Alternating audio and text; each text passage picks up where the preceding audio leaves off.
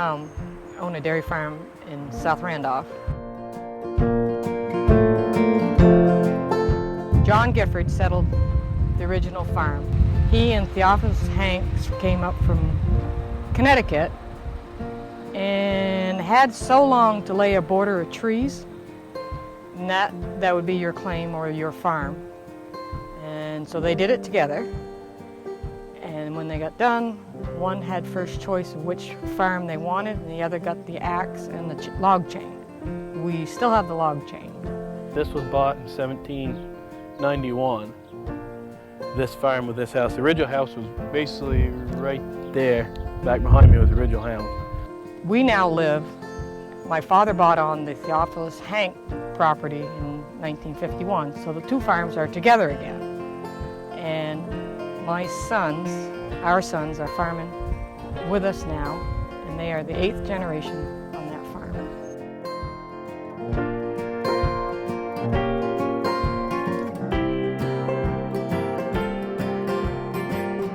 The first year I farmed, I lost 3 cows. But Janet happened to have 3 cows, so I married her to fill the barn back up.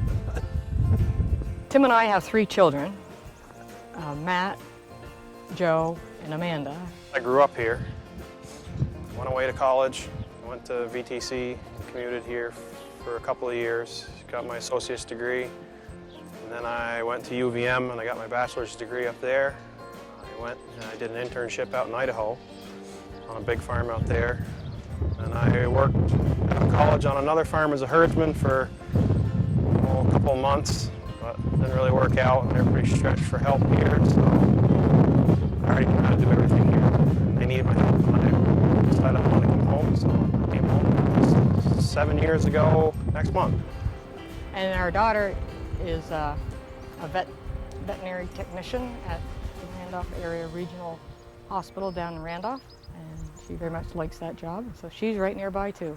And Joe, who graduated from VTC in 2009, went out and bought a herd of cows and rented a small farm nearby, about 10 miles away, and he decided he too would like to be back at the home farm. So that's when we decided we needed to expand. So we looked around some and come up with a freestyle barn with a slatted floor with pit underneath, and he brought his herd of cows over last July, a year ago. Now we are now milking the 100 plus. Tried to build a fairly modern barn. You know, the stalls are all a little bit bigger than the old barn, and they've got some really comfortable mattresses in them for the cows to lay on.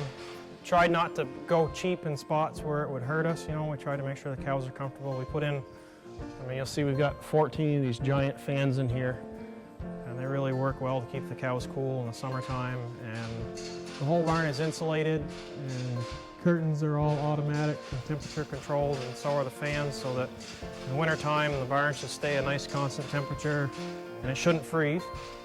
Another big thing that we were looking for is a barn that wouldn't freeze.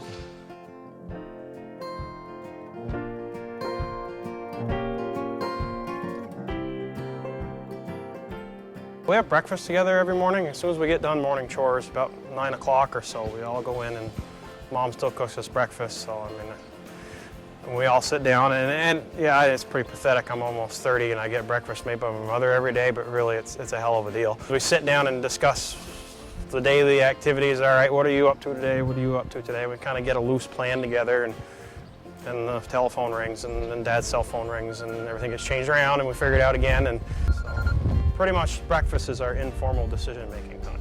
You know, the small decisions, you know, the 4 partners are, you know, they can make them on their own, but the bigger decisions we discuss. We usually start 3 different areas on what we want, and we end up meeting in the middle usually. In 2005, property we had been cropping for 12 years came up for sale. So we purchased it. Along with that was a sawmill.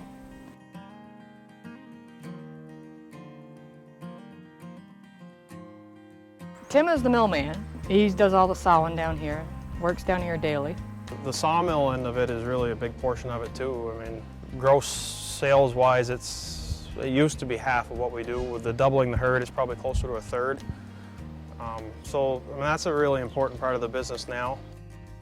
Almost all the lumber in this barn is stuff we sawed out at the sawmill, except for the rafters. But all the posts, all the boards, everything is something that we cut out ourselves. Everybody helps with crops. Matt is pretty much in charge of the feeding program. He decides what to feed the cows. He and Joe milk. Joe is the mechanic of the family. Matt is very capable too, and Tim too, but Joe is the mechanic. I fix stuff when Matt and Dad break it, usually. So he keeps things running.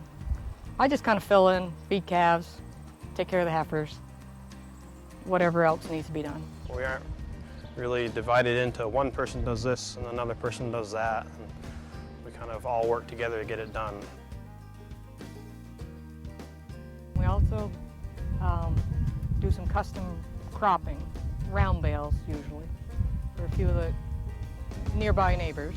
We probably are going to put up between 12 and 1,500 round bales, maybe 1,000 square bales, but we also chop some haylage and we'll have around 40 acres of corn.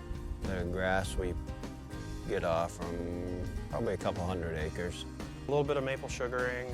We tap feed from 1,000 to 1,300 a year. The other thing we do, I guess, for diversification, 500 acres or so of our land is woods, so we do some logging too.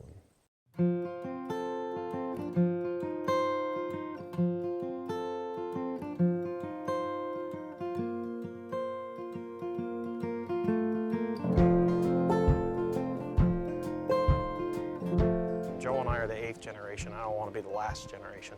Me and Matt, I think we'll end up eventually kind of taking over the last bit Mom and Dad don't have, and we tend to get along pretty good. I slow Matt down a little bit and he gets me moving some. This is the first generation in 8 where it's been 2 brothers working together. As far as I know, it's always been just one person and their spouse that took the farm over. So I think, you know, we're our own worst enemy if we aren't careful. We get along pretty good and we need to stay getting along pretty good.